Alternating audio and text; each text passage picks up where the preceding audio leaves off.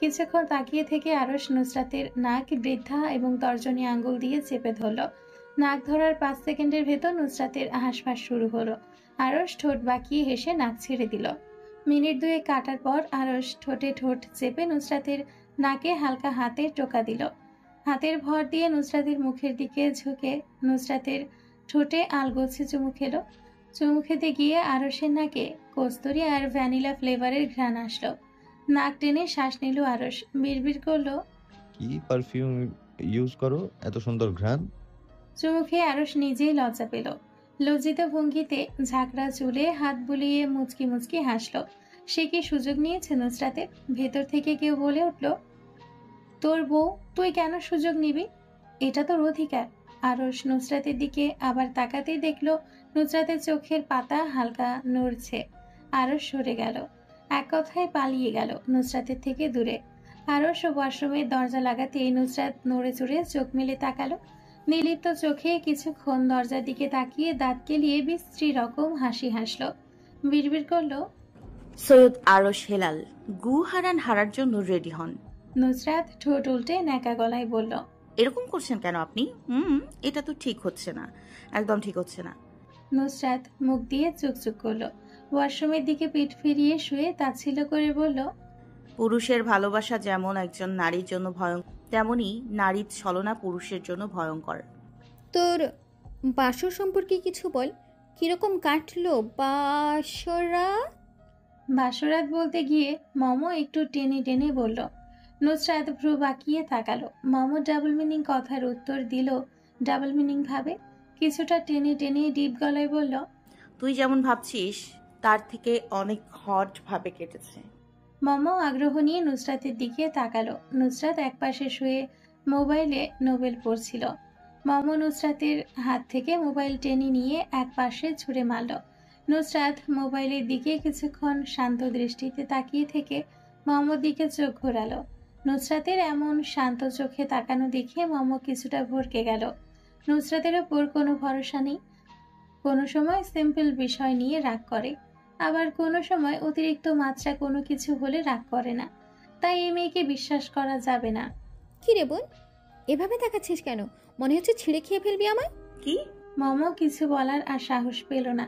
মুখ লটকে চোখ অন্যদিকে ফিরিয়ে বলল, কিছু না। নুসরাত এবার উচ্চ শব্দে হেসে উঠল। মম নুসরাতের দিকে রাগ করে তাকালো না। নুসরাত হেসে হেসে বলল, বল, কি বলবি? মম মুখ ঘুরিয়ে রাখলো, কথা বলল না। ন্যাকামি করবি না। তোদের মতো বুড়ো মেয়েদের ন্যাকামি করতে দেখলে ইচ্ছে করে পঞ্চদেশে লাথি মেরে সৌরজগতে পাঠিয়ে দিতে। বুড়ো হয়ে যাচ্ছে, এখনো ঢং করেছে বাচ্চাদের মতো করে। তোর তুলনায় বাচ্চারা তো আরো বেশি ম্যাচিওর। মম নুসরাতের কাছ থেকে বিন্দুমাত্র পাত্তা না পেয়ে মুখ লটকে এসে নুসরাতের পাশ ঘেঁষে শুয়ে পড়ল। মম শোয়ার মিনিট 3 কাটার পর নুসরাত বলল, দূরে গিয়ে শুয়ে পড়, আমার সাথে লেগে শুবি না। আমার কিরকম লাগে। মম এবার চেতে গেল। নুসরাতকে 2 হাতের মধ্যে বন্দি করে শুয়ে পড়ল। নুসরাত মমর কাছ থেকে সরার চেষ্টা করলো। মম ছাড়ল না নুসরাতকে। নুসরাত ধীরে ধীরে হাত তুলে মমর টি শার্টের ওপর থেকে 2 সেকেন্ডে ইনারের ফিতা ধরে রেখে ঠাস করে ছেড়ে দিল। ব্যথায় মম চিৎকার করে উঠল, এই বাল ছাড়। ব্যথা পাইছি আম্মু গো। বালটা ছাড় আমারে। তুই আমার লজ্জা হরণ করতে চাইছিস? ছাড় বলছি। না, এখন ছাড়বো কেন? আয়, জড়িয়ে ধর আমায়। তোর না শখ আমাকে জড়িয়ে ধর? আয় আয়। নুসরাতকে ধাক্কা দিয়ে মম উঠে বসলো। নুসরাত ছেলেদের মতো চোখ বাঁকিয়ে মম শরীরের উপর থেকে নিচের দিকে তাকালো। এক চোখ ছোট করে মমর বুকের দিকে তাকিয়ে ঠোঁট বাঁকিয়ে হাসলো। ছ্যা ছ্যা ছ্যা, আরশ ভাই একটা ছেলেরূপী মেয়েকে বিয়ে করে নিয়েছে, একজন মেয়ের লজ্জা হরণ করতে তোর লজ্জা লাগলো না? কি মেয়ে রে বাবা! আমি তো সন্দেহ হইতো তুই না আবার আরশ ভাইয়ার ভার্জিনিটি হরণ করে নিয়েছিস। নুসরাত আবারও ঠোঁট বাঁকিয়ে হাসলো। ভ্রু নাচিয়ে মমর দিকে হাত বাড়িয়ে তাকালো। মম নুসরাতের থেকে কিছুটা গোলুমলু হওয়ায় নুসরাতের হাত চেপে ধরে নুসরাতকে উল্টো ফেলে দিল বিছানার উপর। মম নুসরাতের হাত পৃষ্ঠদেশে চেপে ধরল। নুসরাত চিৎকার করে উঠল। হাত ছাড়ানোর চেষ্টা করে মমর উদ্দেশ্যে বিশ্রী গালি ছুড়ে দিল। আয় শালি, ছাড়। একবার ছাড়, দেখবি কি করি। থাপড়ে তোর চেহারার নকশা বদলে দিব। বড় বোনের ওপর অত্যাচার করছিস? তোর থেকে 2 মাস 2 দিনের বড় আমি। নুসরাতের চিৎকার শুনে আরশ রুম থেকে দৌড়ে বের হলো। ইরহামের রুমের দিকে থেকে চিৎকারের শব্দ আসছে বলে তাড়াতাড়ি পা চালিয়ে ইরহামের রুমের দিকে এগিয়ে গেল। মমো নুসরাতের ওভারসাইজড টি শার্টের উপর দিয়ে পিঠিয়ে কিছু খুঁজল। নুসরাতকে অতিরিক্ত নড়াচড়া করতে দেখে এক হাত দিয়ে নুসরাতের হাত পৃষ্ঠদেশে চেপে নিজের দুপা তুলে আরাম করে নুসরাতের পিঠের উপর বসল। তোর জামাইয়ের ওপর বসেছিস শালি, নাম। ব্যথা পাচ্ছি তো। এরকম গন্ডারের মতো সরিয়ে নিয়ে আমার মতো অবলা নারীর ওপর উঠে বসেছিস কেন? আমার মতো অবিবাহিত নারীকে মেরে ফেলতে চাচ্ছিস, তাই না? আমি কিন্তু এখনো বিয়ের লাড্ডু খাইনি। বইন, নাইমা যা। আমি মরার আগে আমার ভবিষ্যৎ বাচ্চাদের জন্য হলেও নেমে যা। মমকে পিঠ থেকে নামতে না দেখে নুসরাত নিচের দিকে থেকে পা তুলে মমকে লাত মারতে নিল, কিন্তু পারল না। মম নুসরাতের পিঠে ইনারের ফিতা খুঁজতে লাগলো। ফিতা খুঁজে না পেয়ে ভ্রু কুঁচকে গেল। বিভ্রান্ত হয়ে বলল, তোর ইনারের ফিতা কোথায়? নুসরাত দাঁত গেলিয়ে হাসল। মম পিঠের উপর বসায় শ্বাস টেনে ফেলে বলল, ইনার থাকলে না ফিতা পাবি। মম হতবিহ্বল হয়ে কথা বলার ভাষা হারিয়ে ফেলল। নুসরাতের দিকে চোখ বড় বড় করে তাকিয়ে বলল, মানে কি ভাই? নুসরাত সুযোগ নিল মমর অন্যমনস্ক থাকার। হাত টান দিয়ে ছুটিয়ে নিয়ে এসে মমকে পায়ের সাথে পা চেপে উল্টো ফেলে দিল বিছানায়। নুসরাত শোয়া থেকে উঠে বসে কোমর চেপে ধরল। হাত তুলে শরীরের আড়মোড়া ভেঙে চুল হাত খোপা করতে করতে বলল, আমি ইনার পড়ি না। দরজার বাহির থেকে আরশ গলা ফাটিয়ে অবাক গলায় জিজ্ঞেস করলো, কি? নুসরাত আর মম একসাথে দরজার দিকে ফিরে তাকালো। মম একাকার সমান লজ্জা নিয়ে রুম থেকে বারান্দায় পালালো। নুসরাত আরশের দিকে নির্লিপ্ত চোখে কিছুক্ষণ তাকিয়ে থেকে চোখ সরিয়ে নিল। আরশের মুখ এখনো হাঁ হয়ে আছে। এত বড় শকড বেচারা নিতেই পারেনি। হাত দিয়ে মুখ মুছে নিয়ে চুল পেছনের দিকে ঠেলে দিয়ে তীক্ষ্ণ চোখে তাকালো নুসরাতের দিকে। নুসরাত ঠান্ডা গলায় বলল, মুখ বন্ধ করুন, মশা ঢুকে যাবে। আরশ মুখ লটকে নুসরাতের দিকে তাকালো। ঢোক গিলে নুসরাতকে জিজ্ঞেস করলো, আমি যা শুনেছি তা কি সত্যি? তুই জাইনের জীবন থেকে সরে যা। ইসরাত শান্ত পায়ে হেঁটে গিয়ে সোফার উপর বসলো। মেয়েটা ইসরাতকে বসতে দেখে পায়ের উপর পা তুলে বসলো। ইসরাত হাসলো গাল বাঁকিয়ে। সামনে থাকা কাচের টেবিলের উপর দুপা তুলে ক্রস করে রাখলো। পায়ের মাঝখানে রাখলো মেয়েটার মুখ। গলা যথেষ্ট শান্ত রেখে কথা বলল ইসরাত। কিভাবে হেল্প করতে পারি আমি আপনাকে মিসেস জোসেফ? এমিলি। ইসরাত টেনে টেনে এমিলির নাম বলল। চোখ মুখ বাঁকিয়ে এমিলির পানে নির্লিপ্তভাবে তাকিয়ে রইল। এমিলির কাছে মনে হলো ইসরাত তাকে নিয়ে মজা করছে। রাগে এমিলি চিৎকার করে দাঁড়িয়ে গেল। ইউ বিচ, তুমি আমার কাছ থেকে জাইনকে কেড়ে নিয়েছো। ইসরাত চোখ ছোট ছোট করে তাকালো এমিলির দিকে। এমিলি ইসরাতের তীক্ষ্ণ চোখে তাকানো দেখে ভড়কে গেল। ইসরাত নিজের দিকে আঙ্গুল তুলে বলল, ও রিয়েলি? তুমি আমাকে দুশ্চরিত্র বলছো? আগে নিজের দিকে একবার তাকাও। নিজে কি তুমি স্বামী থাকা সত্ত্বেও অন্যের জামাইয়ের দিকে নজর দিচ্ছ তুমি? ছি, কি ঘৃণ্য তুমি! ডাস্টবিনের নোংরা কি তোমার থেকে ক্লিন? ইসরাত ভমিট করার মতো মুখ করলো। এমিলি চিৎকার করে ইসরাতের দিকে এগিয়ে আসতেন যে ইসরাত বলল, সামনের দিকে এগোনোর চেষ্টা করো না। আর এক পা বাড়ালে না আমি আমার দিকে হাসতো পা নিয়ে অ্যাপার্টমেন্টের বাইরে যেতে পারবে না। আমাকে মোটেও অবলা মনে করবে না। একটা থাপ্পড়ের বদলে 10টা থাপ্পড় ফিরিয়ে দেওয়ার অ্যাবিলিটি আমি রাখি। সো নিজের লিমিট লঙ্ঘন করার একদম চেষ্টা করবে না মিসেস এমিলি। এমিলি ইসরাতের দিকে কাত হয়ে তাকিয়ে ক্যানাইল দাঁত বের করে অদ্ভুত হাসলো। বুঝলো ইসরাতের সাথে হাত দিয়ে পারা যাবে না। যা করতে হবে সব মুখ চালিয়ে করতে হবে। এমিলি ইসরাতের দিকে তাকিয়ে তাকিয়ে গিয়ে সোফার উপর বসলো আবার আরাম করে। টেবিলের ওপর থেকে গ্লাস নিয়ে পানি খেলো এক চুমুক। তারপর হাত থেকে পানির গ্লাস ফেলে দিল ইচ্ছাকৃতভাবে। মুখ দিয়ে শব্দ করলো, উপস। ইসরাত ঠান্ডা চোখে তাকিয়ে রইল গ্লাসের ভাঙা টুকরোর দিকে। এমিলি বুকের কাছে দুহাত বেঁধে ইসরাতের দিকে তাকিয়ে হাসলো। এত যে মুখ চালাচ্ছিস তুই, তুই জানিস এই পুরো বিল্ডিং এরিয়ার মালিককে? ইসরাত এমন ভাব করলো সে এমিলির কথা শুনছেই না। ডান হাত তুলে নখ করতে লাগলো। তারপর নিজের মুখের সামনে হাত নিয়ে নাড়িয়ে চাড়িয়ে নেলস দেখতে লাগলো। এমিলি নাক মুখ কুচকে গালি দিল। বানিকেতা মেক। ইসরাত ফিরে তাকালো না। এত ভাব কিসের তোর? এই যে এখানে থাকিস, কার অ্যাপার্টমেন্টে থাকিস? আমার অ্যাপার্টমেন্টে থেকে আমার সাথে বেয়াদবি করিস? তোর বাবা মায়ের এই যোগ্যতা নেই তোকে একটা অ্যাপার্টমেন্ট কিনে দেওয়ার। আত্মসম্মানহীন মেয়ে, তোর কি সেই পরিমাণ অর্থ নেই একটি অ্যাপার্টমেন্ট কেনার? আচ্ছা যা, আমি তোকে কিনে দিব একটা অ্যাপার্টমেন্ট, তুই শুধু জাইনকে ছেড়ে দিবি। ইসরাত পা থেকে জুতো খুলে এমিলির দিকে ছুঁড়ে মারল। জুতো এমিলির মাথার 0.01 সেন্টিমিটার উপর দিয়ে চলে গেল। কাছের টেবিল লাত মেরে উল্টে দিল। ইসরাত ভদ্রতা না দেখিয়ে বলল, কি বলেছিলি আবার বল? আমার বাপ মাকে নিয়ে তোকে কথা বলতে না করেছি না আমি একবার? তারপরে তুই তাদের টানে শেষ হবে বারবার। তোর জাইনকে চাই না, নিয়ে যা, যা, go to hell with your fucking জাইন। আর তোর অ্যাপার্টমেন্টে আমি গুষ্টি কিলাই। এরকম হাজার হাজার অ্যাপার্টমেন্ট কিনতে আমার মিনিটও লাগবে না। এক চুটকিতে আমি এইসব অ্যাপার্টমেন্ট কিনে নিতে পারি।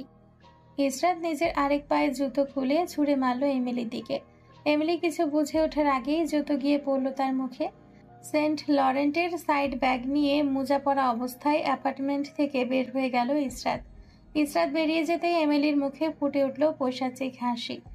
ঘাড় ধরে এপাশ থেকে ওপাশ ফিরে হাহা করে হাসল। তোমার জন্য আমি 100,000 জুতার বাড়ি খেতেও রাজি আছি জাইন। নুসরাত একটা গ্রুপ খুলল। গ্রুপে ইরহাম, আরশ, জায়ান, মাহাদি, নাহিদ, আরমান, আবির সবাই আছে। নুসরাত মমকে জিজ্ঞেস করলো, একটা গ্রুপ খুলছি, গ্রুপে তাকে অ্যাড দিব? তুই গ্রুপে থাকলে আমার কোনো সমস্যা নেই, অ্যাড দিয়ে দে। নুসরাত মমকে অ্যাড দিয়ে বসে থাকলো। কিছুক্ষণের মধ্যে জায়ান মেসেজ পাঠালো। ইরহাম লিখলো, কিচ্ছু না ভাইয়া। ইরহাম নুসরাতকে মেনশন দিয়ে লিখলো, কই মরেছিস তুই? গ্রুপ খুলে গ্রুপ অ্যাডমিন নিজেও উধাও।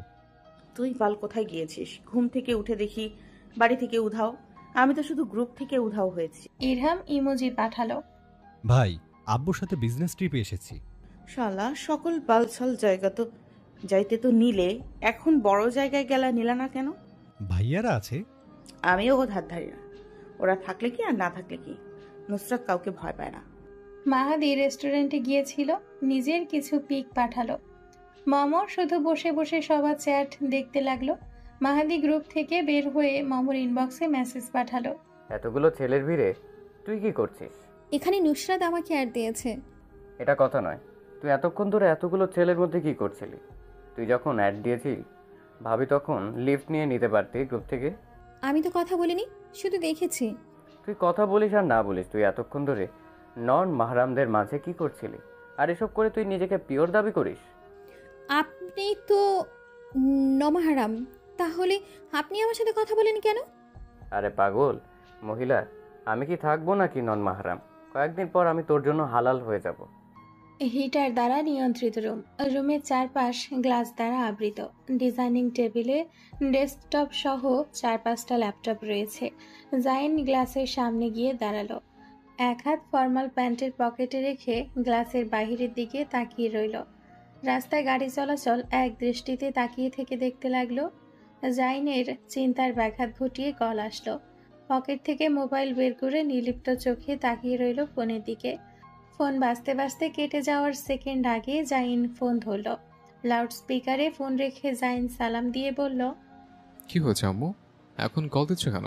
তোকে আমি কল দিতে পারি না, এভাবে পর করে দিলি তুই আমায়।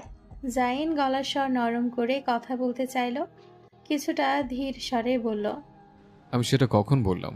তুই বলিসনি, এক্ষুনি তো বললি। আচ্ছা যাই হোক, বৌমার ফোন লাগছে না কেন? বৌমাকে? আরে ইসরাতের কথা জিজ্ঞেস করছি। কল দিচ্ছি, রিং হচ্ছে, পিক করছে না। হয়তো কোনো কাজে বিজি, তাই কল ধরছে না। হয়তো কি? ও ও তোমার স্ত্রী জাইন, তুমি হয়তো বিজি কেন বলছো? আম্মু শোনো। কোনো শোনাশুনি নেই।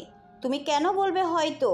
ও কোনো কাজে ব্যস্ত, তুমি ওর কোনো গ্যারান্টি দিতে পারছো না জাইন। তোমার স্ত্রী কেন কল ধরছে না তা তুমি কেন জানবে না? তুমি এক্ষুনি ইসরাতকে কল দিবে এবং সে কেন কল ধরেনি তার খোঁজ করবে। কল না ধরলে? লিপি বেগম কঠোর গলায় আদেশের স্বরে বললেন, কল যদি না পিক করে, তুমি প্রয়োজন হলে ইসরাতকে কল ধরছে না তা জানার জন্য তোমার অ্যাপার্টমেন্টে যাবে এবং খোঁজ নিবে কল না ধরার কারণ কি। অলরাইট জাইন, আমি কোনো কথা শুনতে চাই না। এক্ষুনি কাজে লেগে পড়ো। Can I clear it? Yeah mom. তোমার কাছ থেকে আমি এটা আশা করিনি জাহিদ। আমি তোমাকে কি বলেছিলাম মনে আছে তো? আশা করি এত তাড়াতাড়ি ভুলে যাবে না। জি, আমার মনে আছে সব। গুড। লিপি বেগম কল কেটে দিলেন। জাইন বাহিরের দিকে তাকিয়ে থেকে ইসরাতকে কল দিল। দুবার রিং হওয়ার পর আর রিং হলো না। জাইন চিন্তিত ভঙ্গিতে কিছুক্ষণ পায়চারি করে কেবিন থেকে বের হয়ে বসের রুমের দিকে এগিয়ে গেল। নুসরাত গোসল থেকে বের হয়ে গুনগুন করে সুর তুলল। নুসরাতের গলার স্বর ততটা ইসরাতের গলার মতো এত সুরেলা নয়, তারপরও গান গাইল। নুসরাত অনেক সময় যখন গান গায় তখন ইরহাম বলে, কাকের গলা তোর থেকে সুন্দর আছে, প্লিজ গান গেয়ে এর ধর্ষণ করিস না। নুসরাত তবুও গান গায়, কারণ সে নিজের মর্জি মতে চলে। অন্যের কথায় সে কিছু মনেই করে না। অলওয়েজ চিল। নুসরাত রুমে আরুষকে দেখেও সুর তুলে গান গাইতে লাগলো।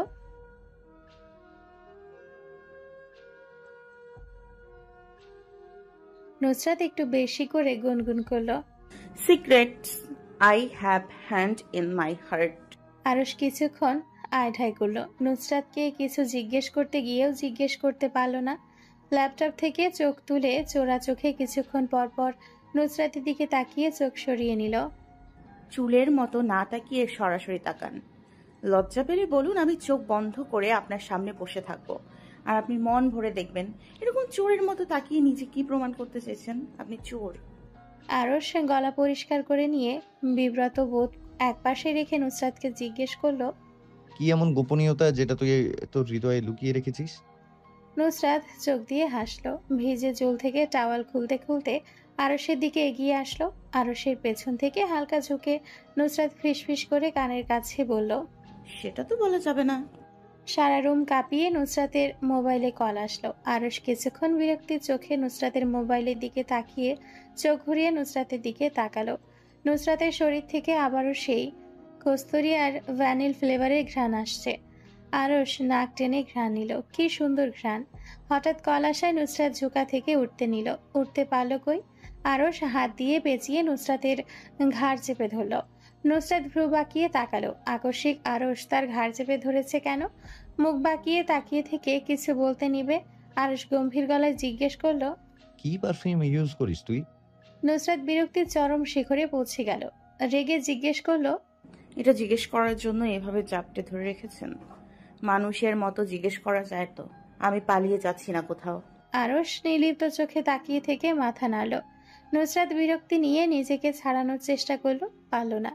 বুঝলো উত্তর না দিয়ে এই গন্ডার তাকে ছাড়বে না। হার মেনে আরশকে বলল, ভাইয়া আমি ব্ল্যাক টাই সেলিন পারফিউম ইউজ করি, এবার ছাড়ুন। কথাটা বলতে বলতে নুসরাত আরশের হাত থেকে নিজের ঘাড় ছাড়ানোর চেষ্টা করলো। আরশ ছাড়ল না। নুসরাত মুচড়ামুচড়ি বাদ দিয়ে আরশের দিকে পুনঃদৃষ্টি জ্ঞাপন করলো। পারফিউমের নাম বলেছি, এর পরেও কি চাই? ঘাড় ব্যথা হয়ে গিয়েছে এভাবে থাকতে থাকতে।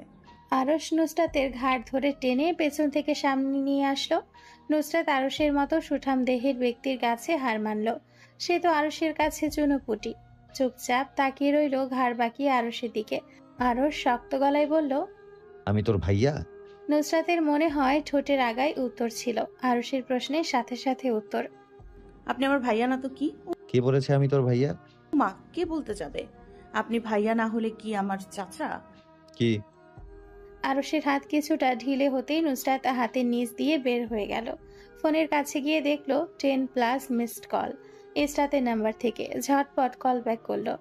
নুসরাত হ্যালো বলার আগে ইসরাত ওপাশ থেকে বলল, লাউড স্পিকারে কল থাকলে ফোন সাইলেন্ট মানে সাউন্ডটা কমিয়ে নে, আর ভাইয়ার রুমে থাকলে ব্লুটুথ কানেক্ট কর, ইম্পর্টেন্ট কথা আছে। ফার্স্ট নুসরাত। নুসরাত পুরো রুম তন্ন তন্ন করে খুঁজে ব্লুটুথ খুঁজে পেল না। শব্দ করে ডাকিয়ে রুম থেকে বের হয়ে বারান্দায় চলে গেল। গ্লাস ভালো করে লাগিয়ে বারান্দায় রাখা বাঁশের বেত দিয়ে তৈরি চেয়ারে বসে হ্যালো বলতেই ইসরাত সব খুলে বলতে লাগলো। আরশ ল্যাপটপ থেকে চোখ তুলে তাকিয়ে রইল স্লাইডিং ডোরের দিকে। ফোনে কথা বলতে বলতে নুসরাতের ভাবভঙ্গি বারবার পরিবর্তন হচ্ছে। একবার পায়ের নখ দিয়ে টাইলস ঘুরছে, তো একবার হাতের নখ কামড়াচ্ছে।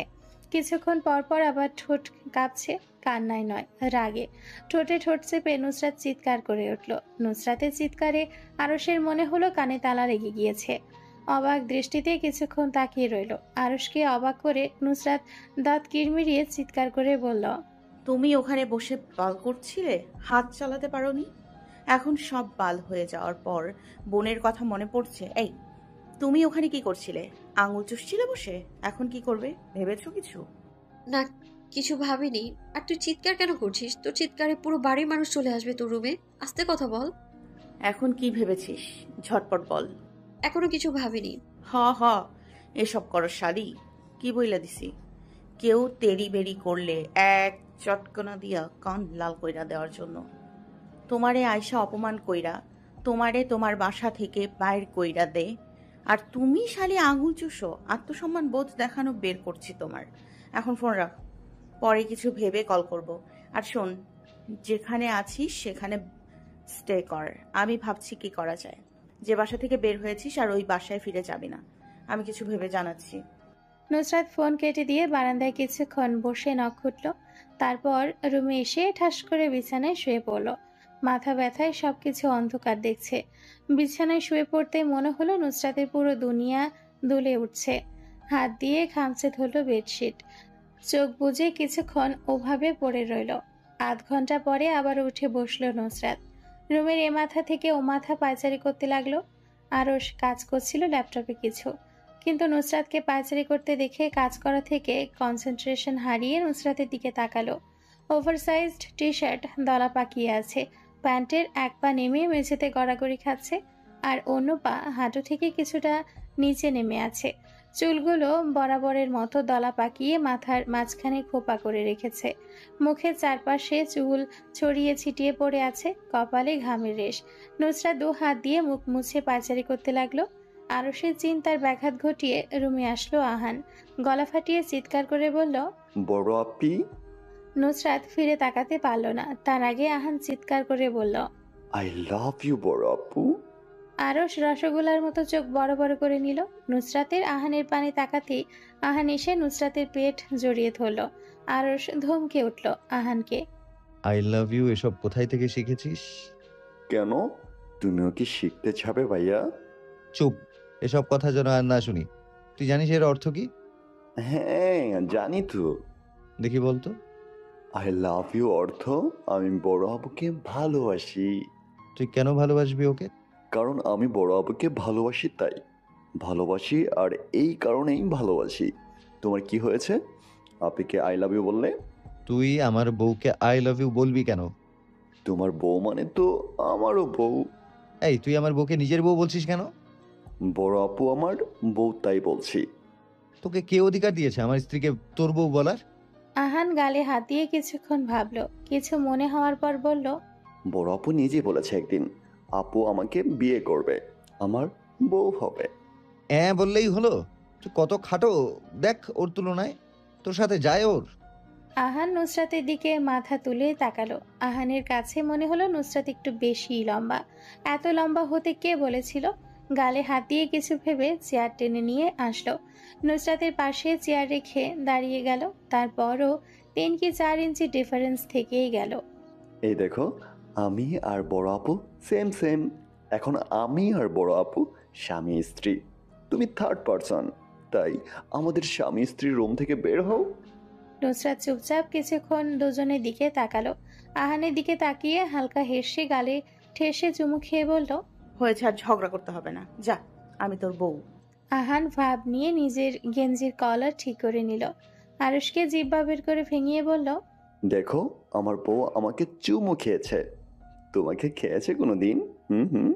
নুসরাত হাসলো শব্দ করে। এবার নুসরাত কিছু বুঝে ওঠার আগেই আরশ এক হাতে নুসরাতের কোমর চেপে ধরে টেনে নিয়ে আসলো। আহানের দিকে গম্ভীর চোখে তাকিয়ে চোখ ফিরিয়ে নিল। নুসরাত কিছু বলার পূর্বেই নুসরাতের কথা আটকে দিয়ে আরশ নুসরাতের গলার ভাঁজে চুমু খেলো। অদ্ভুত অনুভূতিতে নুসরাতের পুরো শরীর শিরশির করে উঠল। আরশ গলায় চুমু খাওয়ার সময় খোঁচা খোঁচা দাড়ির ঘর্ষণ কণ্ঠনালীর পাশে অনুভূত হলো। চোখ মুখ বড় বড় করে নুসরাত আরশকে ছোটাতে চাইল। আরশ ছাড়ল না, শক্ত করে চেপে ধরে গলায় আরো বেশি করে নাক আর ঠোঁট দাবিয়ে দিল। আহান দুজনের দিকে কিছুক্ষণ তাকিয়ে গলা ফাটিয়ে চিৎকার করে উঠল। এক দৌড়ে আরশের রুম থেকে বের হয়ে সেকেন্ডের ভেতর পুরো বাড়িতে খবর ছড়িয়ে দিল। আরুষ ভাইয়া নুসরাত আপিকে জোর করে ধরে গলায় কামড় মেরে দিয়েছে, যেভাবে নুসরাত আপি তার গালে কামড় মারে। আর নুসরাত আপি তাকে ছোটানোর চেষ্টা করছে, কিন্তু আরুষ ভাইয়া নুসরাত আপিকে ছাড়ছে না। আহান বাড়িতে চক্কর কাটতে গিয়ে পথে যার সাথে দেখা হলো তাকে জাপটে ধরে বলল, এইভাবে ধরেছে ভাই আপুকে? সকাল সকাল নুসরাত ঘুম থেকে উঠে শাওয়ার নিয়ে রেডি হয়ে গেল। আয়নার সামনে দাঁড়িয়ে চুল মুছতে মুছতে আয়নার ভেতর দিয়ে সন্তর্পণে একবার বিছানার দিকে তাকিয়ে আবার চোখ সরিয়ে নিল। চুল মুছে টাওয়াল ঢিল মেরে বিছানার একপাশে ফেলে দিল। স্কিনি টি শার্টের ওপর হালকা সাদা রঙের শার্ট পরে ইন করে নিল। চুলগুলো কোনো রকম বান করে হাতে ল্যাপটপ ব্যাগ নিয়ে রুম থেকে বের হয়ে গেল নিশ্চুপ। রুমের সামনে দাঁড়িয়ে থেকে চিৎকার করে বলল, আম্মা নাস্তা দাও। নাজমিন বেগমের উদ্দেশ্যে হাত ছোড়া শেষে নখ ঘুরিয়ে বাহির থেকে রুম লক করে চলে গেল। নুসরাত বের হয়ে যেতে আরশ চোখ মেলে তাকালো, বিড়বিড় করে বলল, একবার ফিরেও তাকালো না। ভ্রু বাঁকিয়ে আরশ বিছানা থেকে উঠে দাঁড়ালো, পরনের গেঞ্জি খুলে ছুঁড়ে ফেললো ওয়াশরুমে।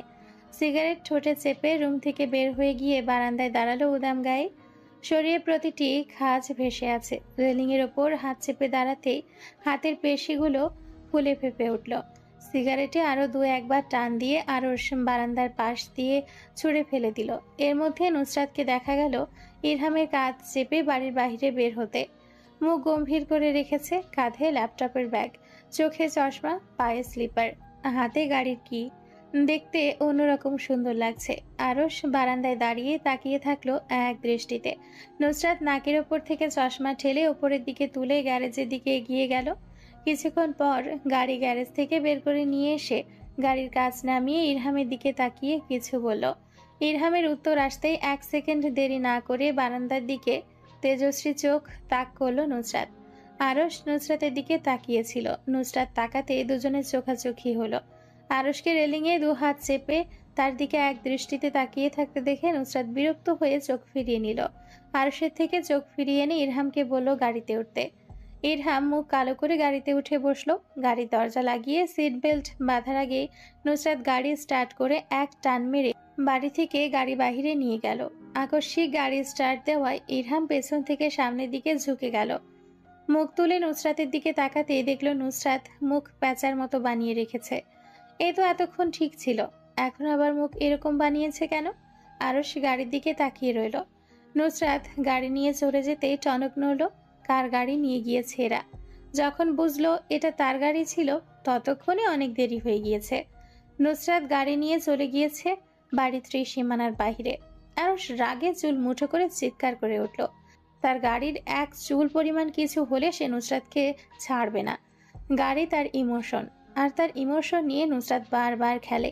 সে এবার নুসরাতকে ছাড়বে না। আরশ নাকমুখ রাগে লাল করে শাওয়ার নিতে ওয়াশরুমে ঢুকলো। জাইন অফিস থেকে এক আওয়ারে ছুটি নিয়ে অ্যাপার্টমেন্টের উদ্দেশ্যে বের হলো। এক হাতে গাড়ি চালিয়ে অন্য হাতে ফোন নিয়ে কল দিল ইসরাতকে। ইসরাতের মোবাইলে রিং হয়ে কল কেটে গেল। জাইন 25 মিনিটের মাথায় বাসায় এসে পৌঁছালো।